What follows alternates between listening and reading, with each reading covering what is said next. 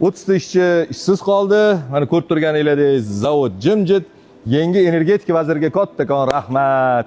Tasodif qaranglar, bir hafta oldin prezident vazirlarning hammasini yig'dilar. Tadbirkorlarni qo'llab-quvvatlaymiz dedilar.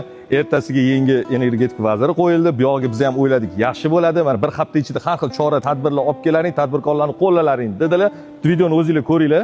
Bir hafta ichida tizimidagi byurokratiyani qisqartirish, jarima to'lov va yig'imlarni keskin kamaytirish, biznes muhitini yanada yaxshilash bo'yicha takliflarni administratsiyaga kiritsin. O'zim o'qiyman. Har bir taklifni birma-bir o'qib chiqaman. Bir hafta ichida bizga tadbirkorlarni qo'llab-quvvatlashga chora-tadbirlar qilib olib kirib berlaring.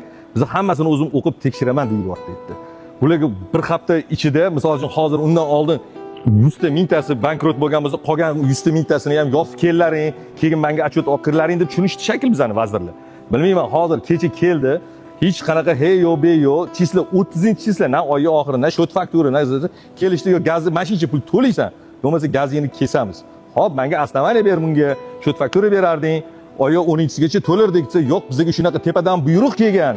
Hozir seni kesaman, yo'qmasa meni ishdan bo'shatib turadi deb, keyin inspektorga seni ham bola chaqang bor, ertaga ishsiz qolmagin, kessang kesa qol, o'chirsang o'chira qol dedik.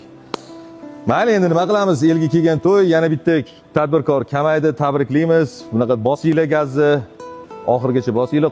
Umuman O'zbekistonda tadbirkor qolmasin. O'shanda menimcha niyatingizga yetasizlar. Hurmatli hamyurtlar, shu videoni iloji boricha maksimal qo'lingizdan kelgancha poddershka qilib tarqatinglar. Repost deydimi, menimcha aqlim yetmaydi. Qo'lingizdan kelgancha tarqatinglar, kerakli joylarga yetib borsin.